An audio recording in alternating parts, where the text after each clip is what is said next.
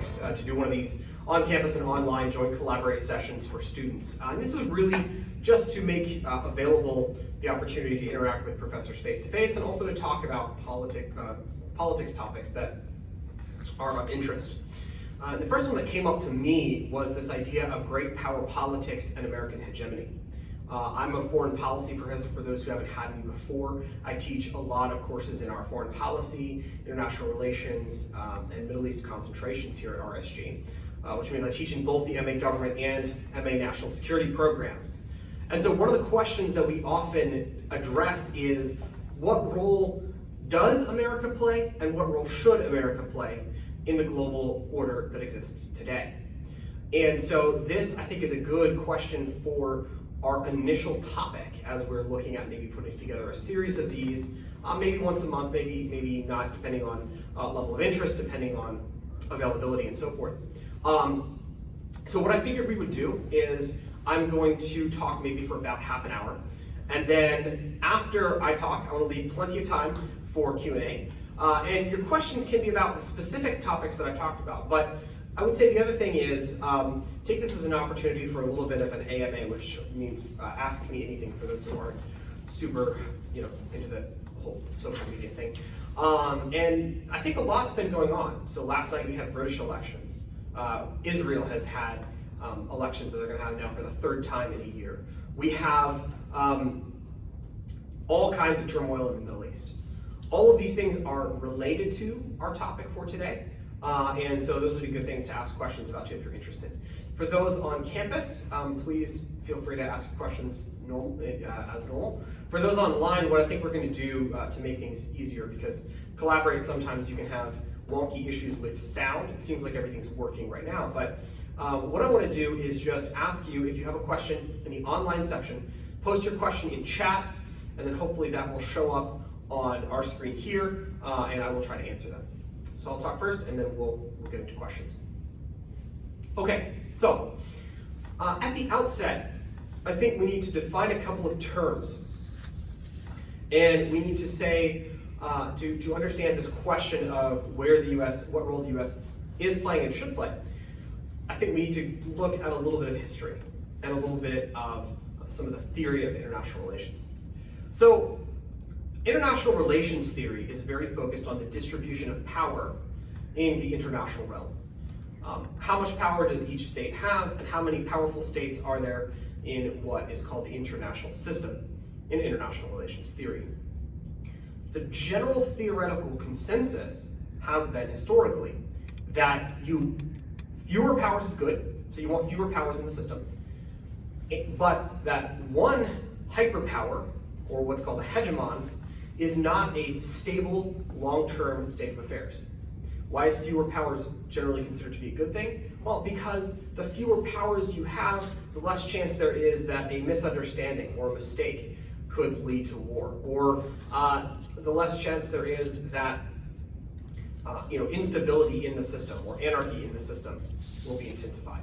So international relations theorists are very concerned about the idea of anarchy, and they're very concerned that if you have the more equal distribution of power you have between different countries, the more likely you are to have great power conflict. More great powers, more likelihood for great power conflict. So the idea that IR theorists had was the most stable international system you could possibly have is what they called bipolarity. It's where you have basically two great powers, and they're both so powerful that neither wants to go to war with one another, but they're in a stable, competitive relationship with one another. If this sounds familiar historically, it should, because that is essentially the condition that existed during the Cold War. So you had the United States, you had the Soviet Union, they're locked into a system of competition with one another, but they're not actually overtly going to war with one another. And all of this looked rosy for a lot of theorists until 1989, the Soviet Union started to collapse, a collapse that is essentially complete by 1991. So now you have a situation where there is essentially one global superpower, and that is the United States. China is a great power, I would say, throughout this whole time, but it is in no way capable of or interested in direct competition with the United States. Maybe some indirect competition, but certainly not on a global scale, the way the Soviets were. And so this inaugurates the period of, I think, what we could safely call American hegemony, and that some have also called the idea of Pax Americana, or an American peace. So again, if we're looking at it from this perspective of international relations theory, most IR theorists argue that American hegemony was impossible and could not last. And so that it was dangerous to try to preserve it, and that great power politics were eventually going to reassert themselves. And this is something that literally since 1989, theorists of international relations theory have been arguing was going to happen, was a necessity, et cetera, et cetera. All right, so that's the first backdrop of this. 1989, the US becomes a global hegemon. And 30 years later, now there is, I would say, a consensus is forming that that hegemonic position is starting to decline and is starting to fail. So let's look at that new consensus that is emerging. Now, when I say a new consensus, this is something that is believed by Democrats and Republicans, that is believed by Americans and America's enemies, that is seemingly widely held both in academic circles and in popular policy circles. All right, so the Trump administration's national security strategy talks about a return to great power politics, and that this is going to be the new dynamic, and not the more counterinsurgency, sort of limited war types of conflicts that the US was engaged in previously, and that is more kind of the thing that a hegemonic power would do. For a hegemonic power where your military is involved, you're always involved in on sort of the periphery and in low intensity but long duration type conflicts. So now the Trump national security strategy is talking about a return to the possibility of great power politics.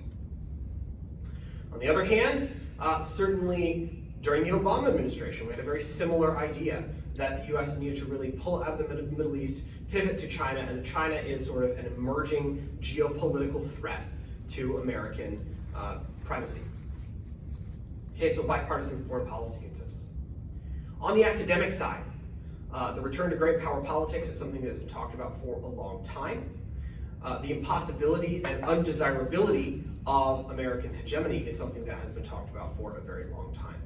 If you've taken theories of international relations with myself or with Professor Hasty, who also teaches that class, you may be familiar with some of the names here: Stephen Walt, Christopher Lane, Ken Waltz, John Mearsheimer, and even some thinkers from a more, I would say, liberal and less realist background. They've all been talking about either the inevitable decline of American hegemony, or for those from a more liberal perspective, the need for multilateralism. So there's a divide. Some see multilateralism and great power politics as inevitable. Some see it as a good thing.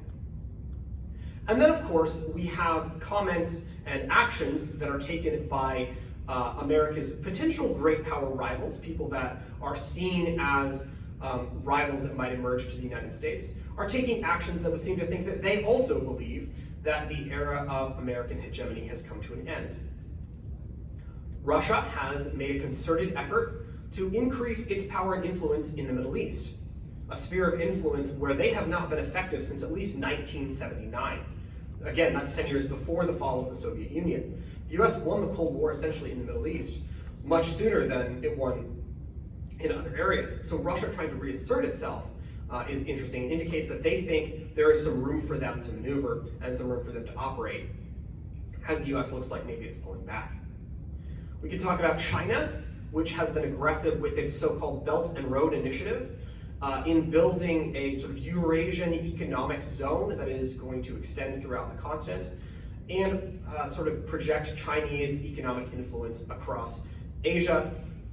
China's also been very active economically in Latin America and Africa, very much so in Africa, and has been active somewhat more militarily in its local area, doing things like building up new islands in the South China Sea, or the South China Sea, aggressive military patrolling in both the Pacific and Indian Oceans, etc. Even Turkey, which has traditionally in the Middle East been a United States ally, has moved away from that position. Under President Recep Tayyip Erdogan, Turkey has increasingly charted its own course. And the Turkish Foreign Ministry, under previous Foreign Minister and now Prime Minister Ahmet Davutoglu, charted a new course which is much more aggressive in seeing Turkey as a great power in the region and an explicitly anti-Western great power. So Turkey has this idea that it is a natural great power in the Middle East and is trying to sort of reassert that. And partially, Erdogan is doing this through an assertion of a neo-Ottoman conception of political Islam, or at least an Ottoman-inspired vision of political Islam and of Turkey's role in the Middle East. At the recent inauguration of President Nicolas Maduro in Venezuela, after elections that were widely considered to be fraudulent, attendees included the representatives of Russia, China, Iran, and Turkey, including President Erdogan, who described this as evidence of the birth of a new world order. So there seems to be this consensus that American hegemony is perhaps on the back foot, that America is facing an inevitable decline. And the other aspect of this narrative I think that's worth talking about is the US domestic opinion. Domestically, I think Americans on both the left and the right see the country as heading in a negative or dangerous direction, see the country as increasingly dysfunctional and polarized, and see our financial problems as increasingly crippling and something that we can't necessarily deal with. So this is the narrative. This is the common idea that we currently have about American hegemony and its potential fading. Now, the two questions that we have to ask, I think, are, number one, is this a necessary state of affairs? In other words, is this something that is sometimes, as is sometimes described, inevitable, or is decline a choice? Second of all, is decline good or bad? And that's going to require us to make some sort of normative judgments and assessments. So let's talk about the question of whether American decline is inevitable, to which my response is maybe not so fast. So let's assess the declinist narrative in a couple of ways. When we talk about projecting power globally, there are three main areas that I want to focus on for today. Military power, economic power, and what I would call sort of cultural power or soft power. Let's start with military power. The United States, here I think the argument for decline is probably weakest because the United States still retains a substantial advantage in terms of military power. The US currently has 12 aircraft carriers. Our nearest peer competitor has, I think, 3 or 4, and that would be China. The US is preparing at all times. Its military planning posture is focused on being able to fight 2 or 3 large conflicts at a time. There's no other power that is capable of thinking in those terms at the current moment. Our defense budget vastly outstrips any of our potential rivals. Now, from the perspective of American hegemony, this is necessary, right? Because you are having to potentially, as a hegemon, deal with multiple threats in multiple different places at the same time. That's the idea of a hegemonic power, that you are so powerful that you can literally deal with 2 or 3 other potential explosive situations at a time. So that makes sense, and we still have that planning, we still have that posture, we still have that sort of assumption baked into our military budget. There are some arguments or counter-arguments that people have pointed to. First is the idea that America's potential great power competitors, or what has been described as sort of near-peer competitors, are trying to counter the United States asymmetrically. In other words, because they only have to focus on one theater, they are looking at systems that are designed to deny the United States its technological and sort of force structure advantages in any given theater. But this, to me, does not in fact look like something that you do if you think you're a near competitor to a superpower. Because this idea that you're focused on trying to deny the advantages of the other side, and that's your primary focus, rather than moving in a more sort of aggressive way to build up your own capacities in a way that you can actually make an aggressive move, indicates that they're seeing this as more sort of a defensive action. In other words, countries like China is a good example of this, that are focused on being able to deny US naval and air superiority in a specific tactical area, That's not necessarily something that you're trying to do if you're competing with the United States globally. Rather, it looks to me like a military posture that you would take if you're trying to gain greater freedom of action in a specific region. So China's military actions and posture look more like the actions of a regional competitor rather than a country that's trying to compete with the United States for leadership of some sort of global order. China has shown no interest in the Middle East in terms of trying to project forces or project its influence there. They've shown very little interest politically in regions of the world outside of their immediate area in terms of shaping political outcomes. They have certainly shown interest in gaining access to markets, economic access to markets, but not necessarily in terms of trying to sway political outcomes. So this to me looks like a regional strategy rather than a global one.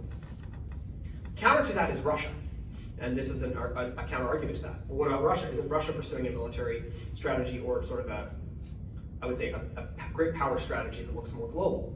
The answer is yes, they are, but they're pursuing it asymmetrically. What has Russia been accused of doing?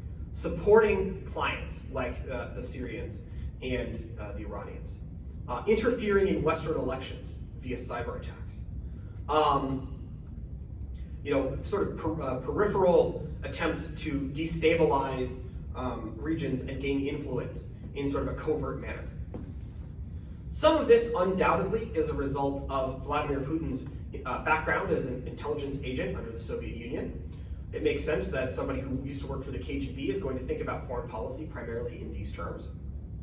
But I think we have to also assume that Putin probably has a more realistic conception of Russian capabilities than we do, and he is neither ready, willing, able, or interested in a direct conflict with the United States, which indicates to me that he doesn't think that he would win. And in fact, Putin is probably right on that. Recently, during the US involvement in Syria, a group of Russian quote-unquote contractors, essentially Russian soldiers out of uniform, attacked a US military base in support of the forces of Bashar al-Assad. Things did not go particularly well for the Russians. There were more Russians killed in that exchange than by any US forces since the Cold War. And it was a pretty substantial defeat for the Russian forces in Syria. So I think Putin's probably right in terms of thinking that any direct military-to-military conflict with the United States would not go well for Russia. Yes, their military has gotten better since their rather embarrassing performance when they tried to invade, and in fact did successfully invade Georgia in 2008. But better does not mean ready to go toe-to-toe with the United States. Dr. Nolte, I have a question there. If we can just hold questions until the end. And then, Turkey, Venezuela, etc. They're certainly not ready or able. Erdogan, I don't think, is ready to leave NATO. That might be something that he's hoping to do later. But given the fact that there's still a substantial military presence of the United States in Turkey, he's certainly not ready for any type of direct military conflict with the United States. So those that are trying to counter the United States are trying to counter it asymmetrically. So much for military. What about in terms of economics? Here you have a better case in two ways in terms of declinism. One, the fact that the United States domestically has some worrying elements of its economy, particularly in terms of debt-to-income ratio and the relationship between the national debt and our ability to maintain our sort of defense budget in the future. So probably actually the biggest threat to the United States defense budget, to our defense posture and so forth, is not Russia, China, Turkey, Iran, or Venezuela, it's actually our own national debt. Because if we get to a point where service on the debt and entitlement programs become so vast that we can't actually afford to maintain our military, that could be a direct threat to American hegemony. The second aspect from an economic perspective is that here you do have a country that has been much more aggressive in trying to counter America's global influence and global position as the economic first among equals, and that would be China. While China's military strategy, I would say, has been opportunistically aggressive. In other words, they will push locally in a region where they think they can get away with it, but not push hard enough to actually provoke a response. They've been much more aggressive in trying to promote and advance their economic interests globally.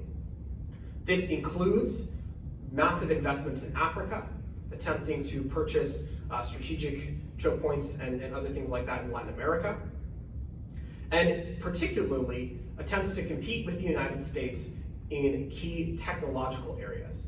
We could think in particular of the way in which Huawei, the Chinese carrier, has been aggressively competing with American cell phone carriers for contracts, not only in the developing world, but increasingly in other parts of the world. So economically, China is seeing itself as a competitor of the United States. And I would say part of their strategy is to sort of use the liberal economic order the United States has created and defended to try to advance China economically to a position of perhaps being a peer to the United States in terms of economics.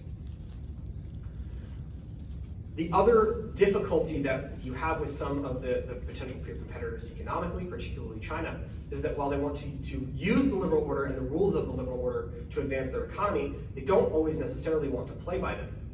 And so in terms of free trade, in terms of intellectual property rights, and even in terms of some of the human rights and freedoms that come along with the liberal order, at least from an American perspective, where we see free markets and free people as integrally connected. China is trying to disconnect that and trying to disconnect economic prosperity from the basket of political and civil rights and freedoms that for America are integral to the success of a free market. The American assumption in terms of engagement with China traditionally has been that if we engage with China on opening up its markets, this will necessarily open up the political system. But now, more than 30 years on from that, I would say even closer to 40 years on from that, it is looking like an increasingly bad bet. And in fact, given some recent high-profile issues that have arisen with American companies censoring their own employees who are critical of China, it may be that opening up to China has in fact corrupted many of these corporations that are benefiting from the civil rights, political freedoms, etc. And so it may be actually working the opposite way. And this may be something that we want to strategically reevaluate. The final basket is soft power. And here is where I would argue that while there is some complexity in the reaction to America, America's soft power hegemonic position is actually, if anything, more unassailable than it's ever been.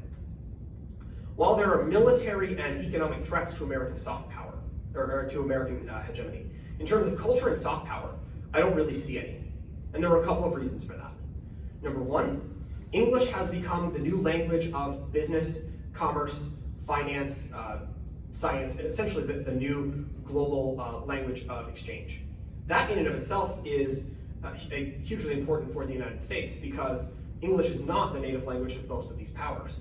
And so in terms of soft power and cultural influence, that matters.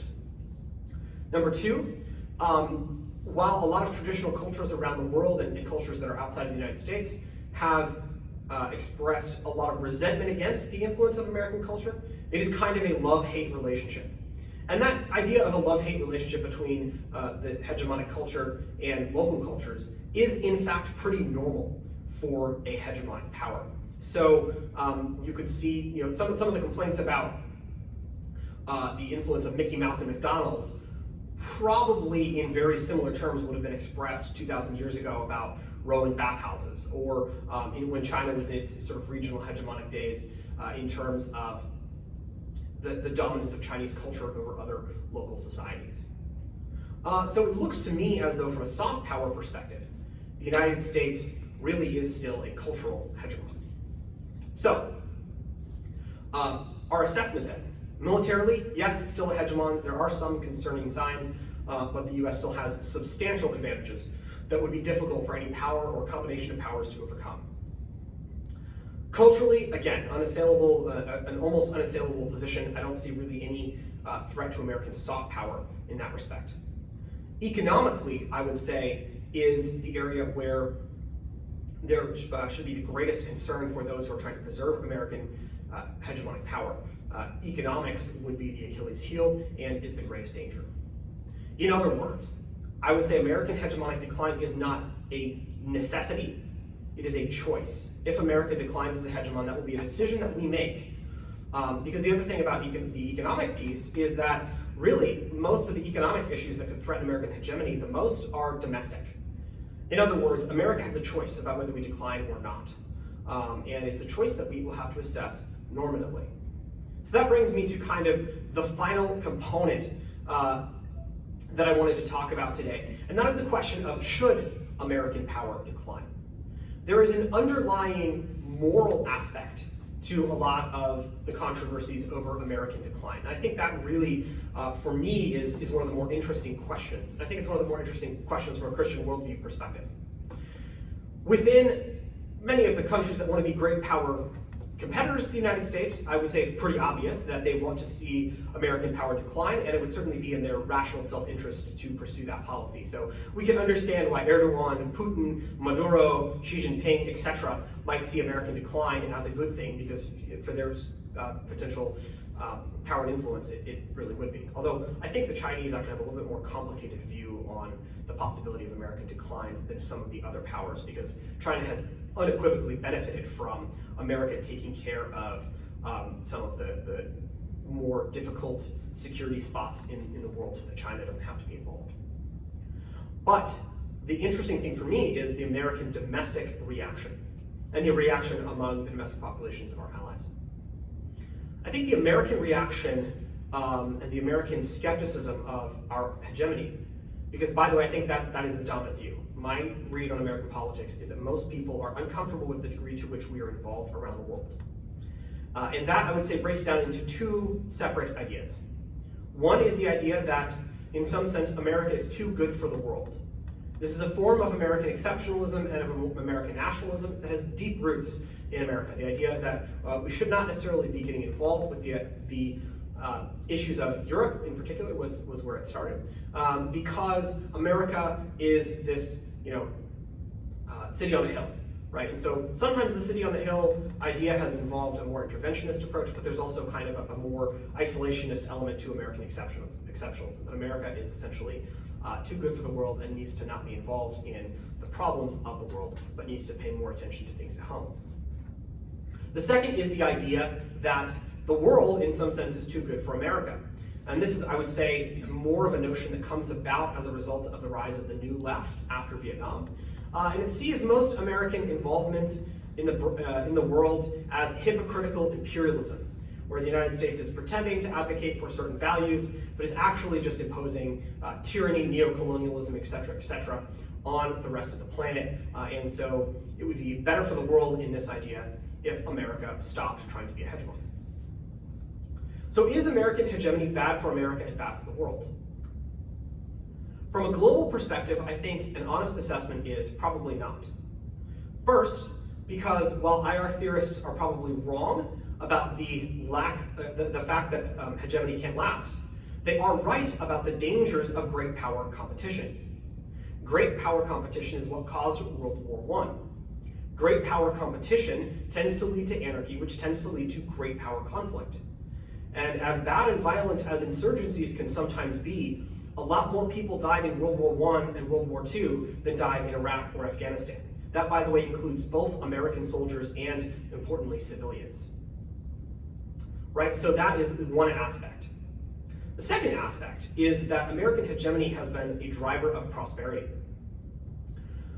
The idea of a sort of global order of free trade gets harder when there's great power competition, because great powers tend to compete both militarily and economically.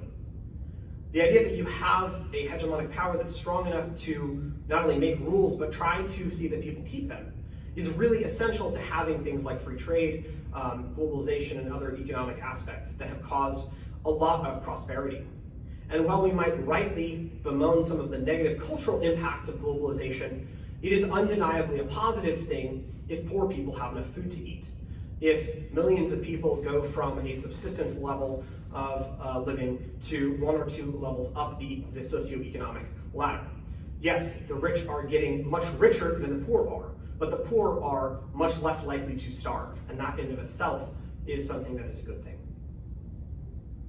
So it seems like, on balance, American hegemony is good for the world. Yes, America has made mistakes and probably will continue to make mistakes. All hegemons do. But in general, if you have to say, is the world better with America as a hegemonic power or without, the answer is probably with. What about America? Is America better off? Here things become a little bit more muddled because it's undeniable that America has lost some industries and some of its economic competitiveness in certain areas because of the very global and free trade system that's created. Automotive sales have somewhat declined historically from where they were in the 50s and 60s. Other key manufacturing industries have also declined. And we've seen a situation in which the United States is now forced to import a lot of these sort of industrial goods from outside of the country. This is to the benefit of American consumers, but has had negative impacts on specific segments of the economy, which in turn has affected people's livelihoods, people's lives, and certainly has affected politics. So that is a negative. But there are also some offsetting positives. Consumers are better off. Consumers are able to buy more for less than they have been in the past. Our economy has seen, as a whole, again, excluding certain specific industries, has seen growth as a result of this. And the other benefit of some of these alliances is that actually, as a hegemon, from a military perspective, often you can do more with less, simply because people recognize you have this preponderance of power. As Ronald Reagan, the man who I would say played a large role in winning the Cold War, said, peace through strength. I'll give you an example of this, and this is where I'll conclude. In Syria, which is a deployment that we recently sort of backed away from to a certain extent, there were less than 1,000 US special operators in Syria. Those 1,000 troops, highly trained volunteer troops who were in some ways ideally suited for their mission, were able to, number one, help their allies control 1/3 of the country. Number two, prevent the Russians, the Iranians, Assad, and the Turks from intervening in that region, so essentially creating a buffer state between some of these great powers that could go to war. Number three, allow the provisional autonomous government that was established in that area to set up a constitution that guaranteed basic rights, including religious freedom.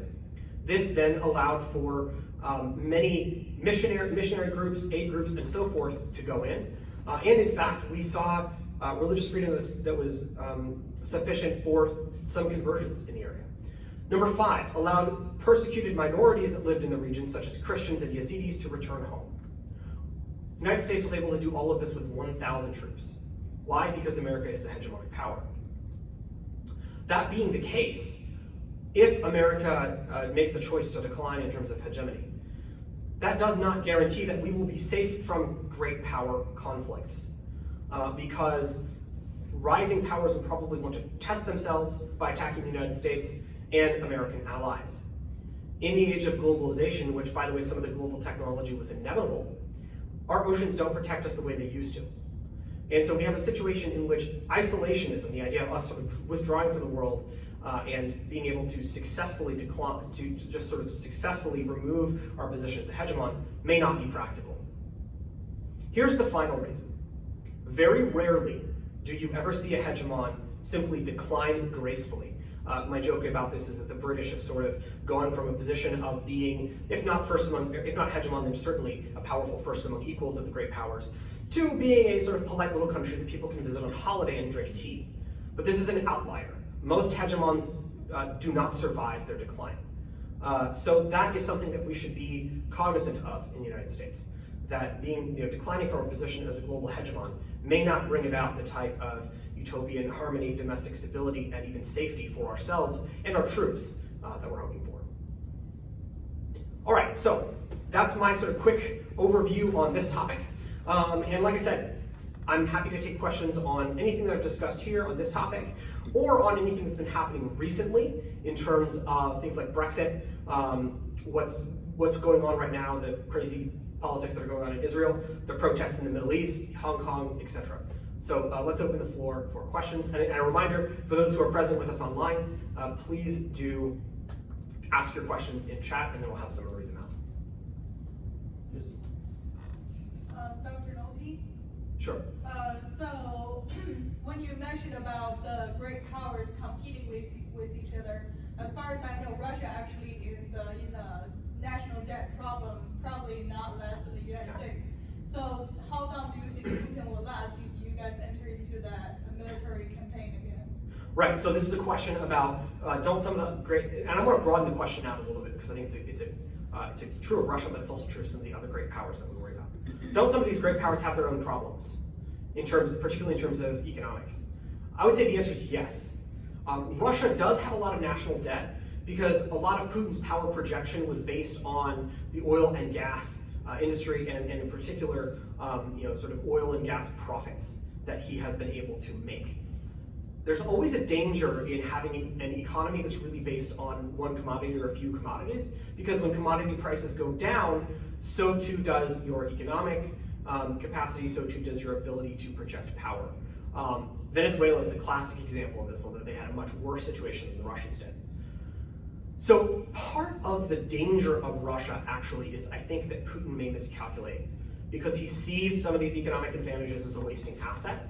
And because, particularly given his, I would say, positive personal relationship with the president as compared with some of his predecessors, he may think that he's getting a green light on something when in fact he's not. Putin has been, I would say, an aggressive opportunist. In other words, he's tried to push as far as he can without actually pushing into a direct conflict with the United States.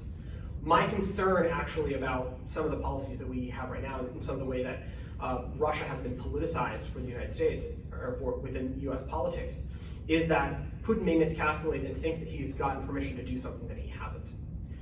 By the way, this wouldn't be the first time that happened. This was one aspect that drove us into the first Persian Gulf War, is that Saddam took something as tacit permission to invade Kuwait when it was certainly not that. So that I would say is the big danger with Russia. In China, you've got a number of difficulties.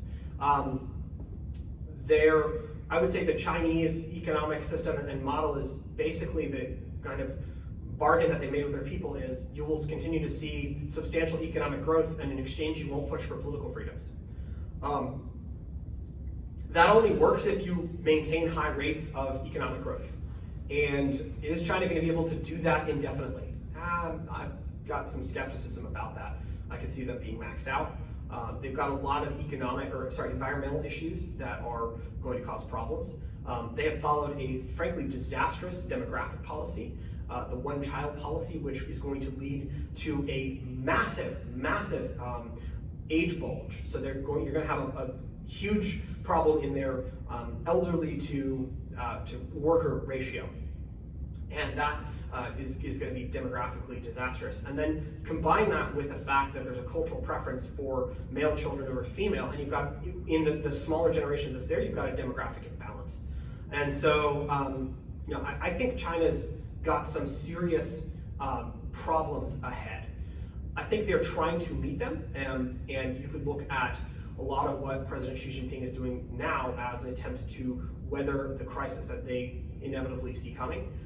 Whether they can, and whether his sort of digital totalitarianism, ethnic nationalism, etc., is going to be sufficient to bring China through, and particularly bring the People's Republic and the Chinese Communist Party through the rough times that I think they probably know are on the horizon for them, is an interesting question.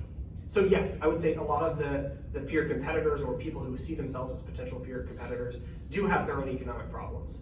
Whether that makes them more or less dangerous, because sometimes when you have a power that sees itself in economic decline, they do stupid things to try to stop that, I think is another question. But we're not the only ones with economic challenges. Yeah, Dr. Nolte, I have a question. So what's your assessment on British politics now? Because I was of the belief that Labour Party was going to win yesterday's election. So is it a case where the British people are just doubling down on the Brexit? All right, so this is a question about yesterday's British elections. Raymond said that he was of the opinion that Labour was probably going to win, which means that if you're looking for betting advice, particularly if you're going to bet on the political markets, don't listen to Raymond. So what does this mean? So I think there are a couple of things to keep in mind when you're looking at the British elections. One is Brexit. And particularly this aspect of Brexit. The Tories, Boris Johnson's party, Boris Johnson being the current Prime Minister, came out with a very clear plan about what they're going to do about Brexit. Labor, because a lot of their own population voted leave, their own base voted leave, Labor tried to finesse the issue. And so when one person is arguing for something clearly and another person is arguing for something that's kind of hemming and hawing, the person who is arguing for clarity generally has the advantage in politics. The other problem is that Labor picked probably the single most disastrous leader of their party that they have had in literally the history of the Labor Party, in Jeremy Corbyn. Jeremy Corbyn was an extremist in terms of economics. He makes Bernie Sanders look like a card-carrying libertarian in terms of his economic vision. He was, I would say, if not overtly anti-American, then pretty close. He wanted to reassess the US-Britain alliance.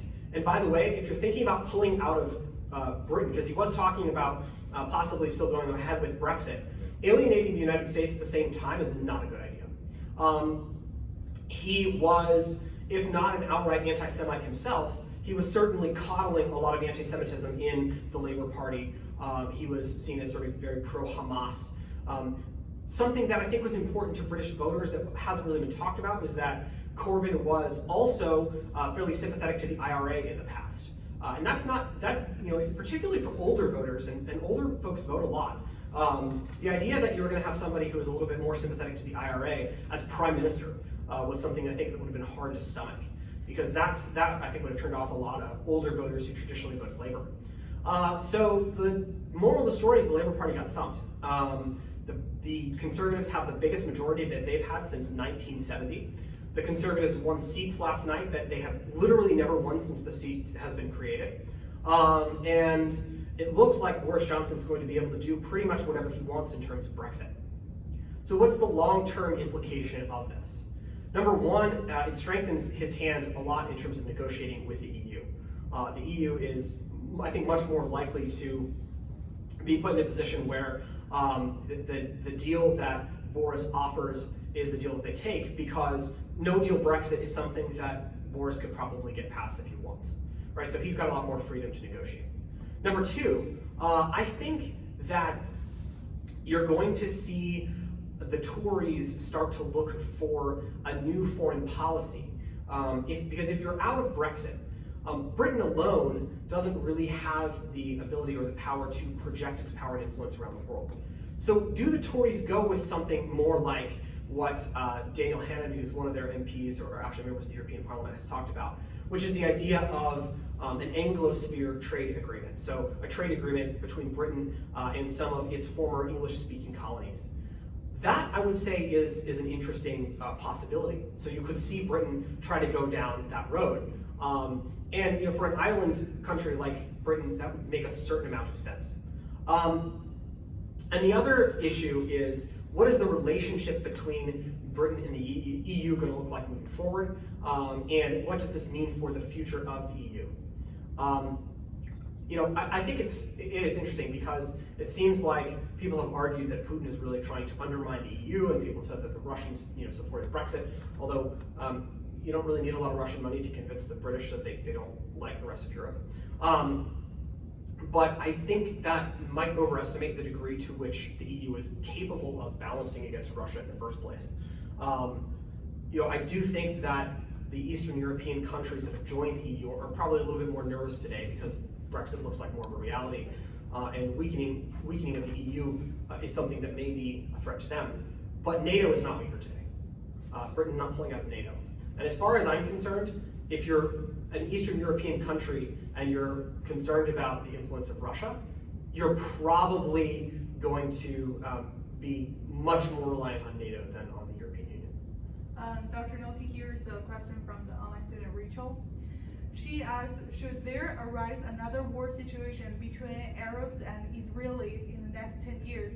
Do you see the US treating Israel the same way we did during the Six-Day War in 1967? Yeah, that's a great question. So the question is, if there's another conflict between the Arab states and Israel, will the United States treat Israel the way it did before? In other words, is the US-Israel alliance still sacrosanct? Let me take that question in two parts, because the first question is, is there the possibility of a conflict between Israel and the Arab states. I would say this: as long as Iran, the Islamic Republic of Iran as it currently exists, is seen as the primary security threat that both Israel and the Arab states are facing, I don't really see there being any real strong incentive for a conflict that looks like the Six-Day War. Egypt is not going to fight the Israelis again unless the Egyptian government falls. Jordan is not going to fight the Israelis again because I don't really see the Jordanian government really ever falling. Syria is not really in a place to fight against the Israelis, and even if Syria puts itself back together, that would be a tough ask for them. And the countries in the Gulf right now are much more concerned about Iran. Now, what I could see is, let's assume the Iranian regime falls, which it may. It gets replaced by something that's a little bit more pro-Western, a little bit less of a source of anxiety for regimes in the region, and some of the pre-existing dynamics play themselves out. And you start to see some of the Arab countries aligning against Israel. Would the US still support Israel? By the way, one other real quick side note on that. Another key element of this is the way in which Israel interacts with its Arab population. I think for the first time you had an explicitly Arab party recommending a Jewish Zionist candidate for prime minister, not willing to sit in the government, but willing to form a confidence and supply agreement. This tells me that we're actually seeing a shift among Arab Israelis, maybe toward a more pragmatic approach rather than inflexible hostility to the existence of Israel. And if that is the case, and if that attitude also starts to spread among younger generations in the West Bank who see the never-ending struggle as really just not getting them anywhere, that would rob the Arab states of a lot of their justification. This also relies on the Israelis not doing something to make the Arabs believe that political improvement within the Israeli political system is impossible, which is always something that could happen because there are some fairly anti-Arab elements within Israeli politics as well. But let's assume that we get to this point. We get to this point where there is some sort of war, where a state is threatening to militarily attack Israel. Under that extreme circumstance, I do think yes. Even if you have a US administration that is very, very, I would say left of where Obama was on, in terms of its view of the Israeli alliance, I definitely don't see any administration not supporting Israel, because ultimately everybody wants to get reelected. Everybody wants to see members of their party get reelected. And that is the kind of thing that I think would still be a killer among enough voters in the United States. What I would be concerned about if I were Israeli is the fact that there is an increasingly vocal element on the US left that is sort of anti-Israel. And I would also be a little bit concerned by the reemergence of the alt-right, which is this movement that is focused more on sort of an ethno-nationalist version of American conservatism. Because the alt-right has some decidedly anti-Semitic elements to it. And insofar as the alt-right bleeds over into this new thing called national conservatism, that could be a threat. Now, right now, those two movements are fairly fringe in terms of their electoral viability, but those would be the two trends of domestic American politics that I'd be watching with some concern from, if I were watching from an Israeli perspective. However, I don't see in the next 10 to 15 years a consensus sufficient that the United States would abandon Israel if there was a direct military threat. Nor do I see the Israeli military declining to such a point where the Arabs could actually beat them in a war, regardless. Dr. Nolte, I have a question. You mentioned 3 different areas of hegemony in terms of military, cultural, and economic. What about scientific in terms of tech development, medical, space race, things like that? Yeah, that's a very good question. So I guess I kind of lumped some of the scientific stuff in with economic, and I would say it also ties into cultural. So we can kind of talk about it as an area that's adjacent to those two. In terms of America as a center for scientific development, I think it is significant that people from countries that see themselves as near peers or peer competitors are still sending their kids to study in American universities.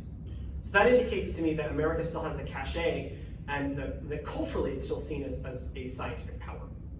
I would be concerned about elements of what China is doing. Russia's not a threat in terms of this. Russia has developed some cyber stuff. but I don't see them really having the scientific establishment sufficient to really threaten the United States' dominance in any of those areas. What is interesting about China is they're pursuing a sort of tech strategy that I would call trying to leapfrog the United States. What I mean by that is China's not investing in catching up with the United States in technologies where the US already has a competitive advantage. China is trying to invest in new technologies where it can sort of leapfrog the United States and come out with something the US doesn't have. If they can do that, that's a potential game changer. And then you could really see China maybe reevaluating its military position vis-a-vis the United States. A couple of areas where they've been pursuing this that I've noticed, one is quantum computing.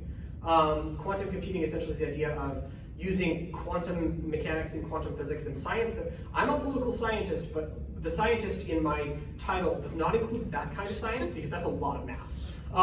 But essentially, what I've heard from people who are a lot smarter about math than I am is that if you had a qubit, which is a quantum bit, it could calculate, it essentially would have calculating capacity that was like 100 times that of a normal bit in terms of computer stuff. Like I said, I don't do math. But this would potentially revolutionize computing. And so China's trying to leapfrog in that because if they get an advantage in that, there's a lot of stuff they could do that we would not be able to stop until we were able to develop a counter to that. And so that would give them a huge advantage. The other is biotech. Some of you may remember the gene-edited baby scandal that happened around this time last year, where there was a baby, twin babies in China that were genetically edited by a Chinese scientist. And the Chinese scientist, quote unquote, mysteriously disappeared shortly after that. To me, that indicates that the Chinese government has him somewhere and they're pumping him for everything that he knows. Because they're probably pursuing some sort of off-the-books research into CRISPR genetic technology and trying to leapfrog in that sense. So those areas of sort of China developing a leapfrog technological edge are things that do concern me. And then of course the final aspect of this is, yes, American universities do have this education edge, but I don't think we've thought about education as a national resource maybe to the extent that we should have.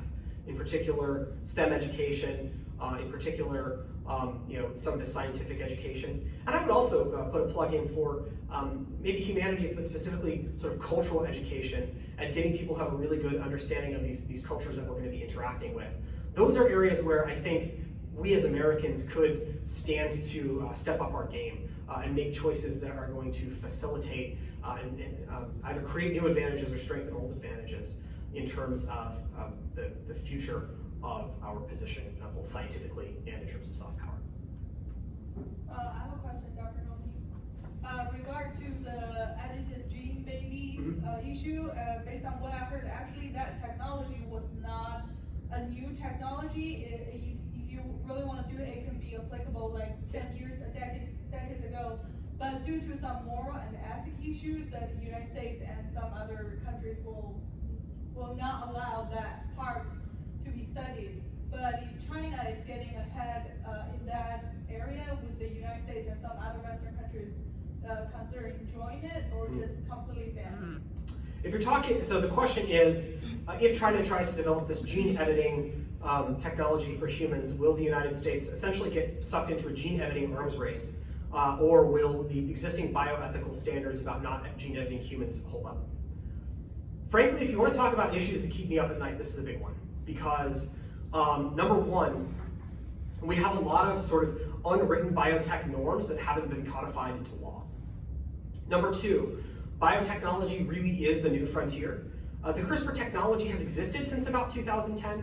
It's getting better, it's getting more perfected. But I think we haven't necessarily thought through the full implications of what that looks like and what having a universal bioethical regime would look like. And the fact that we probably need something like that because of the dangers and the untapped potentials of that technology. The other thing about gene editing is that it's cheap to do. CRISPR technology is not hard to set up. It's not very expensive to set up a good lab that can do it. I had actually my graduate assistant last year do some research on this for me, and you probably could set up a pretty decent lab that could do some complicated stuff with CRISPR for about $500,000. And no, I'm sorry, not five. Yeah, it was sort of in that range. So building one nuclear weapon costs $1.8 million, and building a functional CRISPR lab costs half that. And then in years subsequent to that, maintenance costs go down. So you can only imagine what types of resources people could develop from that for not a lot of money.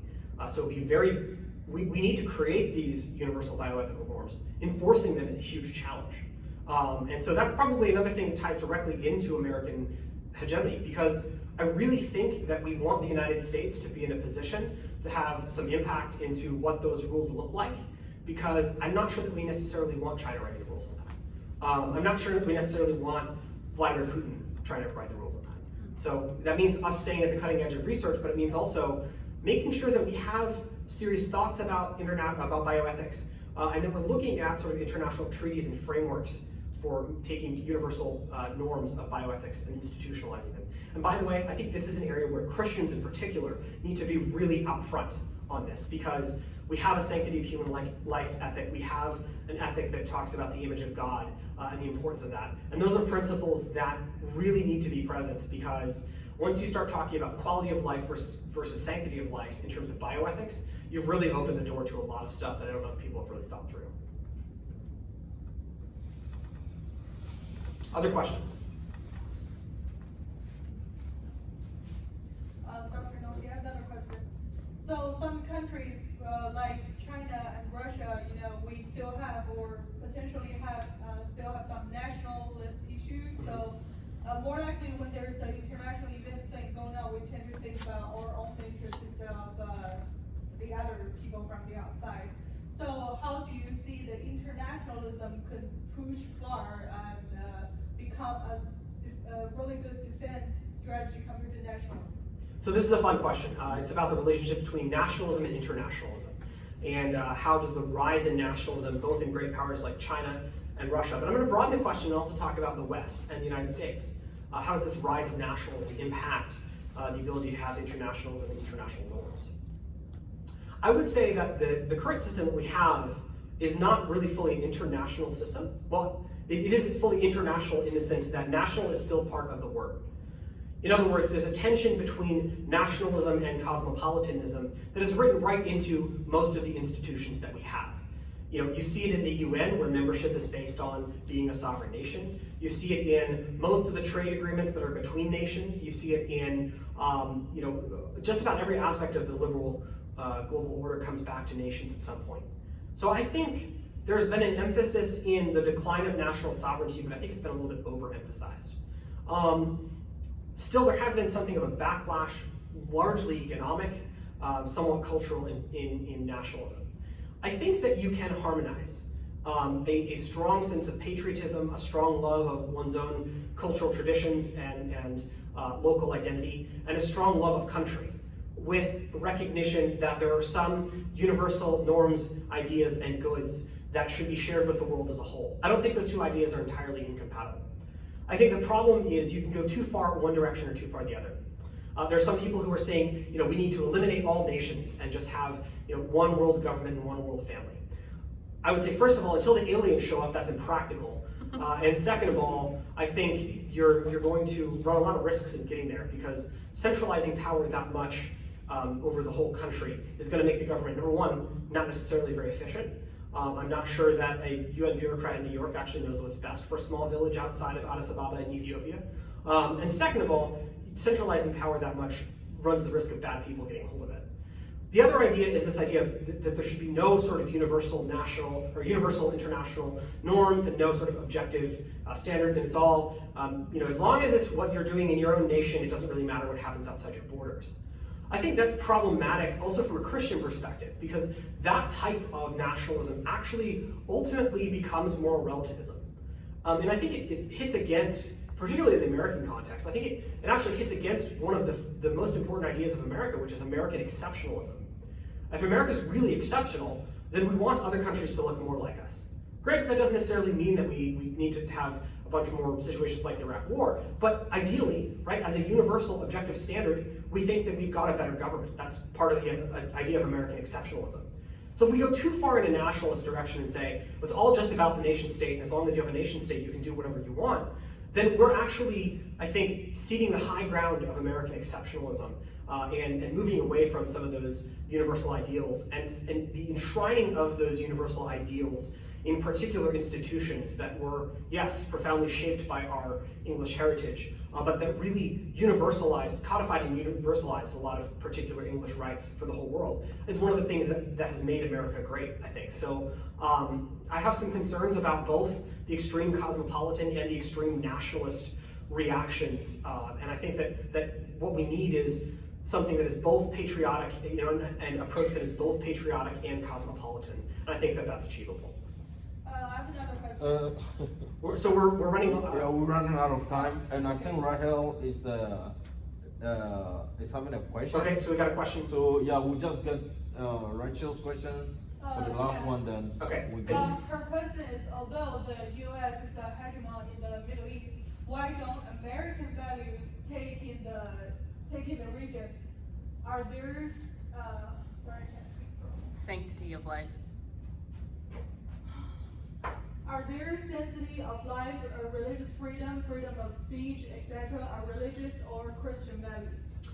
Yeah, excellent question. So this is a question of, really the compatibility of the Middle East and I would say more broadly the compatibility of Islam with some of these ideals. I want to talk about Islam because Islam is in the background of this, and then the Middle East specifically. I think there are unique challenges to some of these ideas from an Islamic framework. A lot of that comes from the fact that, yes, historically, all of the ideas that Rachel's talking about, of sanctity of life, religious freedom, even economic freedom and political freedom and democracy, historically all of these ideas come from Christianity. You don't get them without Christianity.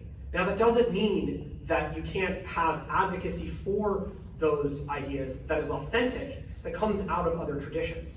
But historically these ideas do come from Christianity, and so we tend to express them oftentimes in Christian language. And so this can be problematic for Islam. Christianity talks a lot about rights, where Islam talks about duties, for example. Christianity talks a lot about sort of individuals, where Islam talks more about communities and one's relationship to the group and the tribe. There is individualism within Islam. There's an idea that's strong in Islam that each Muslim has to figure out what Islam requires for him or herself. There is a mechanism for local adaptation. The idea of adapting Islam to local circumstances has a long pedigree within Islam. So there are ways of doing this, and there are, I think, groups within the broader Muslim world that would be interested in this. But I would say the challenge is reframing some of these ideas in a language that is understood by Muslims in their own context, and not importing something that actually, sometimes the way we talk about these things, because we've been so secularized in the United States, we miss that there's actually a Christian subtext to a lot of language. So to what extent can these ideas be fungible and can they be put in a more Islamic frame? I think that's something that we're still working on. I'm probably a little bit more optimistic than a lot of my fellow Christians, and I'm probably a lot more pessimistic than my fellow academics. So I guess I come down sort of on the middle of that. In terms of the Middle East, I would say the other challenge is that you've got some cultural factors that are not just specifically Islamic. You've got a long history of patronage networks, so sort of everything really is based on who you know, who you're related to, and so forth in a lot of Middle Eastern countries. You've got a lot of underdevelopment, and where you have developed countries, often they're developed based on resources, which is not particularly stable, and so those governments haven't done things like actually had to develop a tax base. Oddly enough, paying taxes is important because a government that's based on taxes is a government that has to think about what its people are saying. No taxation without representation, right? But if you don't require taxes, you don't have to provide representation. So that's a problem for even some of the rich countries in the region. And finally, I think because the Middle East is this nexus of trade, but has been particularly vulnerable to invasion, you don't necessarily have some of the strong institutions. And a lot of those institutions were ripped down both by the colonial powers, it's true, but also by one of the post-colonial powers, in a sense, who is Ataturk, who tore down both the Ottoman Empire and the Islamic Caliphate. So there hasn't really been a framework, and the idea of the nation state in the Middle East is having some difficulty catching on. And again, we tend to think of these ideas primarily through the nation state. I don't want to say that it's impossible. I think that you've seen moves toward each of these ideas, usually separately, in specific contexts in the Middle East. But undoubtedly, I would say it's the toughest terrain right now, outside of maybe some parts of Central Asia, for a lot of these ideas to take hold. So I think that is an ongoing challenge. And by the way, some of you may be familiar with the Christian thinker Os Guinness. He came and spoke here at Regent a couple of years ago. And he's talking about big questions that will shape the future of the 21st century. And the first big question that he said is formative is, will Islam liberalize, particularly in terms of religious freedom? Can Islam be compatible with religious freedom? And he regarded that as one of the most important questions that will determine the future of the 21st century, and I agree.